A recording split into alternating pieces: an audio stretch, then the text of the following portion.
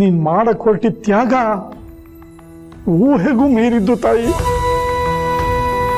ನೀನು ವಯಸ್ಸಲ್ಲಿ ಅಷ್ಟೇ ಚಿಕ್ಕೋಳು, ಆದ್ರೆ ನಮ್ಮೆಲ್ರಿಗೂ ನಂದಾದೀಪ ಅಂತ ಮತ್ತೆ ಸಾಬೀತು ಮಾಡ್ಬಿಟ್ಟೆ.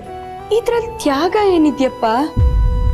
ನನ್ನಿಂದ ಬೇರೆಯವ್ರ ಬದುಕಿಗೆ ತೊಂದರೆ ಆಗೋದನ್ನ ತಪ್ಪಿಸ್ದೆ ಅಷ್ಟೇ. ನಿನ್ನ ಅನ್ನಕ್ಕೆ ವಿಷ ಇಟ್ಟವ್ರಿಗೂ ನೀನು ಹಾಲೆ ಉಣಿಸ್ತೀಯಲ್ಲ ಮಗಳೇ. ನಿನ್ನ ಬದುಕಿಗೆ ಬಿದ್ದ ಬೆಂಕಿನಲ್ಲಿ ಅವ್ರ ಮನೆ ಬೆಳಗ್ತೀಯ ನೀನು. ಅಯ್ಯೋ ಅಪ್ಪ, ಏನಪ್ಪ ಇದೆಲ್ಲ? ನೀನು ಎಲ್ಲೂ ಹೋಗೋದು ಬೇಡ, ಇಲ್ಲೇ ಇರು. ಅಖಿಲಮ್ಮನವರು ನಾಳೆಯಿಂದ ಕೆಲ್ಸಕ್ಕೆ ಬರಕ್ಕೆ ಹೇಳಿದ್ದಾರೆ. ನಡೆದಿದ್ದೆಲ್ಲ ತಿಳಿದು ನನ್ನ ಮನಸ್ಸು ಹಗುರ ಆಯ್ತು ಮಗಳೇ. ಎಷ್ಟೇ ಆದ್ರೂ ನಾನು ಹೋಗಿ ತಂದೆ ಅಲ್ವಾ, ಮಗಳು ಎಲ್ಲಿ ಹಾದಿ ತಪ್ತಾಳೋ ಅಂತ ಬಾಯಿಗೆ ಬಂದಂಗೆ ಮಾತಾಡ್ಬಿಟ್ಟೆ.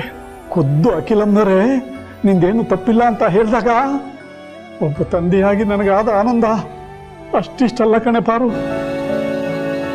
ನಾಳೆಯಿಂದ ನೀನಲ್ಲಿ ಕೆಲ್ಸಕ್ಕೆ ಹೋದ್ರೆ ನಿನ್ನ ಮನ್ಸಿಗೂ ನೆಮ್ಮದಿ ಆಗುತ್ತೆ.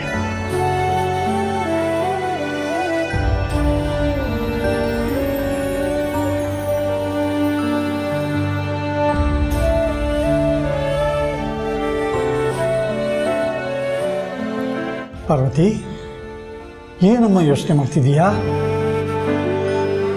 ನಾನು ಊರಿಗೆ ಹೋಗ್ತೀನಪ್ಪ, ಕೆಲ್ಸಕ್ಕೆ ಹೋಗೋದಿಲ್ಲ.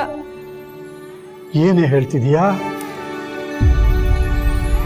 ಈ ಮಾತುಗಳು ನನ್ನ ಮೇಲಿನ ಸಿಟ್ಟಕ್ಕೆ ಬರ್ತಿದೆಯೋ ಇಲ್ಲ ಅಖಿಲಮ್ಮವ್ರ ಮೇಲೆ ಕೋಪಕ್ಕೋ? ಅಯ್ಯೋ ದೇವ್ರೆ, ಹುಟ್ಕೊಟ್ ನಿನ್ ಮೇಲೆ ಮರು ಹುಟ್ಕೊಟ್ ಅಖಿಲಮ್ಮವ್ರ ಮೇಲೆ ಕೋಪ ಮಾಡ್ಕೊಂಡು ಯಾವ ನರ್ಕಕ್ಕೆ ಹೋಗ್ಲಪ್ಪ? ನಂಗೆ ಯಾಕೋ ಊರಿಗೆ ಹೋಗೋದೇ ಉತ್ತಮ ಅಂತ ಅನ್ನಿಸ್ತಿದೆ. ಮದುವೆ ಆಗೋವರೆಗೂ ಕೆಲಸ ಬಿಡೋದಿಲ್ಲ ಅಂತ ಅಮ್ಮನ ಮುಂದೆ ಮಾತಾಡ್ದವಳು ನೀನೇ ಅಲ್ವೇನೆ? ಈಗ ಮತ್ತೆ ಹಳೆಗಾಯಿ ಕೈ ಹಾಕಿ ಕೆತ್ತೋದು ಒಳ್ಳೇದಲ್ಲ. ಸತ್ಯ ಗೊತ್ತಾಗಿದೆಯಲ್ಲ, ಇನ್ನು ಮುಚ್ಚುಮರೆ ಏನಿಲ್ಲ. ಯೋಚನೆ ಯಾಕೆ?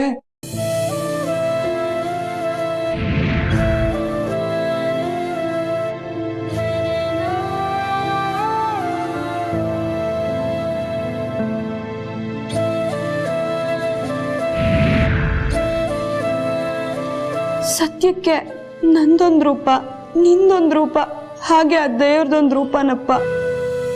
ಅವನ್ ಯಾವ ರೂಪದಲ್ಲಿ ಸತ್ಯ ಹೇಳ್ತಿದ್ದಾನೋ ಗೊತ್ತಾಗ್ತಿಲ್ಲ. ಆ ಸತ್ಯ ಅಖಿಲಮ್ಮನಿಂದ ಕೂಡ ಮುಚ್ಚಿಟ್ಟಿದೀವಿ. ಅದೇ ನನ್ನನ್ನು ಕಾಡಿ ಕೊಲ್ತಿರೋ ವಿಷಯ.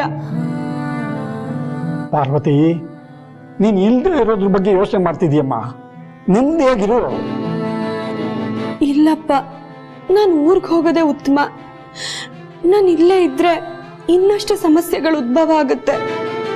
ನೋಡು ಪಾರು, ಇಷ್ಟು ದಿನ ನಿನ್ನ ಸುತ್ತಮುತ್ತ ನಡೆದ ಘಟನೆಗಳಿಂದ ನೀನು ಮಾತಾಡ್ತಾ ಇದೀಯ.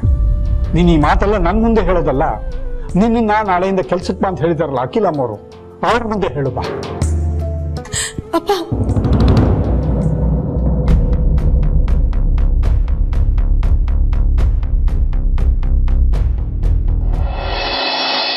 ಹಾಯ್ ಅತ್ತೆ. Hi Anushka, what a surprise. Surprise ಕೊಡೋದಕ್ಕಂತಾನೆ ಬಂದೆ. ಇಂಟ್ರೆಸ್ಟಿಂಗ್. ಜೀವನದಲ್ಲಿ ನೀನೇ ನಮಗೊಂದು ಸರ್ಪ್ರೈಸ್ ಗಿಫ್ಟ್, ಅಂಥದ್ರಲ್ಲಿ ನೀನು ಇನ್ನೊಂದು ಸರ್ಪ್ರೈಸ್ ಗಿಫ್ಟ್ ಕೊಡ್ತೀಯಾ? ಯಾರಿಗೆ? ಟು ಮೈ ಡಿಯರ್ ಆದಿ.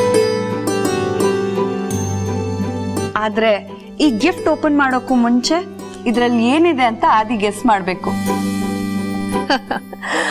ಆದಿ, ಈ ಆಟಕ್ಕೆ ನಾವಂತೂ ಇಲ್ಲ, ನೀನುಂಟು, ನಿನ್ನ ಅನುಷ್ಕಾ ಉಂಟು. ಆದಿ, ಇದ್ರಲ್ಲಿ ಏನಿದೆ ಹೇಳಿ ನೋಡೋಣ. ಸಾರಿ ಅನುಷ್ಕಾ, ನನಗಿದೆಲ್ಲ ಗೊತ್ತಾಗಲ್ಲ, ನೀನೇ ಹೇಳು.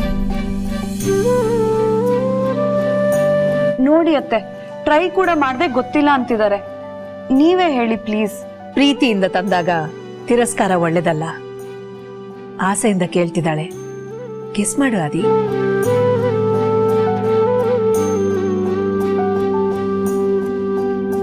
ಪ್ಯಾಕಿಂಗ್ ನೋಡಿದ್ರೆ ಯಾವುದೋ ಡಾಕ್ಯುಮೆಂಟೋ ಅಥವಾ ಫೋಟೋ ಫ್ರೇಮೋ ಅನ್ಸುತ್ತೆ. Not bad, 50% correct. Last try, come on ಆದಿ. ಅನುಷ್ಕಾ, ನಂಗೆ ಅಷ್ಟೇ ಗೊತ್ತಾಗೋದು. ನೀನೇ ಹೇಳ್ಬಿಡಮ್ಮ ಅನುಷ್ಕಾ. ಈ ಸರ್ಪ್ರೈಸ್ ಗಿಫ್ಟ್ ಏನು ಅಂದ್ರೆ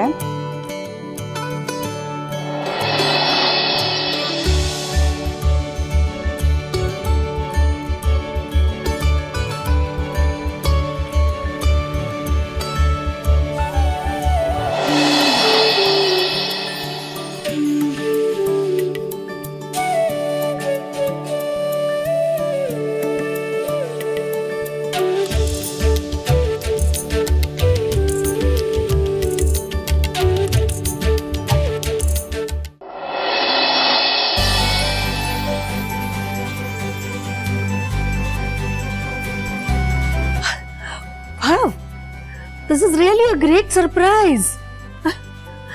ಎಷ್ಟು ರಿಯಲಿಸ್ಟಿಕ್ ಆಗಿದೆ ಇದು. It's amazing Anushka. ಥ್ಯಾಂಕ್ಸ್ ಅತ್ತೆ. ಕಾಲೇಜಲ್ಲಿದ್ದಾಗ ಸ್ಕೆಚ್ ಮಾಡೋದು ನನ್ನ ಹಾಬಿ ಆಗಿತ್ತು. ಆದರೆ ಇತ್ತೀಚೆಗೆ ನಂಗೆ ಯಾವುದೇ ಥರ ಮೋಟಿವೇಶನ್ ಇರಲಿಲ್ಲ. ಆದಿನ್ ನೋಡಿದ್ಮೇಲೆ ನಂಗೆ ಮತ್ತೆ ಆ ಉತ್ಸಾಹ ಬಂದಿದೆ. ಅದಕ್ಕೆ ನಾನೇ ಟೈಮ್ ತಗೊಂಡು ಈ ಸ್ಕೆಚ್ನ ಮಾಡಿದೆ. Fantastic, fabulous. ಅಂದ್ರೆ ನಮ್ಮ ಆದಿನೇ ನಿನಗೆ ಮೋಟಿವೇಶನ್ ಅಂತ ಆಯ್ತು. ಖಂಡಿತ ಅತ್ತೆ. ಆದ್ರೆ ನಾನು ಆದಿಗೆ ಯಾವುದೇ ರೀತಿ ಹುಮ್ಮಸ್ಸು ಖುಷಿ ಕೊಡಕ್ಕಾಗಲ್ಲ ಅನ್ಸುತ್ತೆ.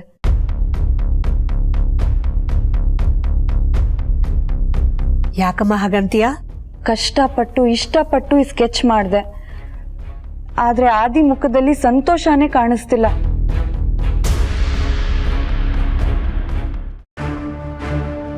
ನನ್ನ ಈ ಸ್ಕೆಚ್ ಬಗ್ಗೆ ಏನು ಹೇಳಲೇ ಇಲ್ಲ ನೋಡಿ. Don't mistake me. ನನಗೆ ಸ್ಕೆಚಿಂಗ್ ಪೇಂಟಿಂಗ್ ಬಗ್ಗೆ ಅಷ್ಟಾಗಿ ಗೊತ್ತಿಲ್ಲ.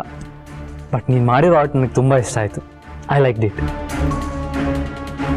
ಅತ್ತೆ, ಈ ಸ್ಕೆಚಲ್ಲಿರೋ ಆದಿಗೂ ನನ್ನ ಎದುರುಗಡೆ ಇರೋ ಆದಿಗೂ ಒಂದು ವ್ಯತ್ಯಾಸ ಇದೆ. ಏನು ಹೇಳಿ ನೋಡೋಣ.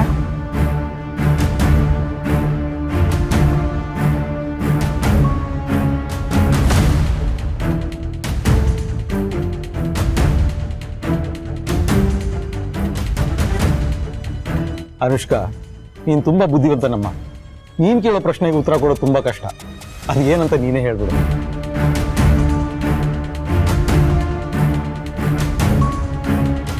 ಈ ಆರ್ಟಲ್ಲಿರೋ ಮಂದಹಾಸ ನಗು ನಮ್ಮ ರಿಯಲ್ ಆದಿ ಮುಖದಲ್ಲಿ ಇಲ್ಲ.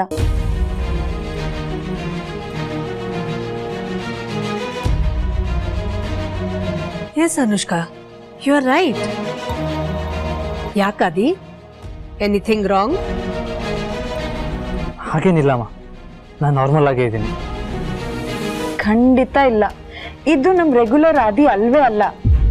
ನಮ್ಮ ಆದಿ ಯಾವಾಗ್ಲೂ ಸೂರ್ಯನ್ ತರ ಹೊಳಿತಿರ್ತಾನೆ. ಹೀಗೆ ಡಲ್ ಆಗಿರಲ್ಲ.